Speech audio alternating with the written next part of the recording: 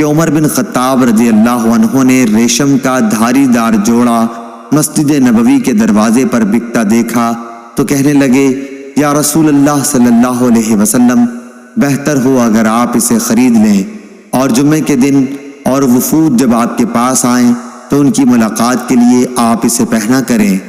اس پر حضرت صلی اللہ علیہ وسلم نے فرمایا کہ اسے تو وہی پہن سکتا ہے جس کا آخرت میں کوئی حصہ نہ ہو۔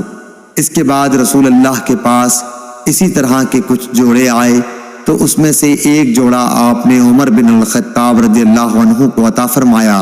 انہوں نے عرض کیا، یا رسول اللہ صلی اللہ علیہ وسلم، آپ مجھے یہ جوڑا پہنا رہے ہیں، حالانکہ اس سے پہلے عطارد کے جوڑے کے بارے میں آپ نے کچھ ایسا فرمایا تھا۔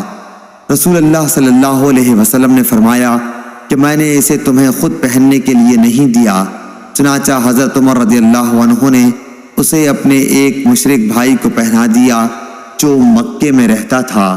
صحیح بخاری حدیث نمبر 886۔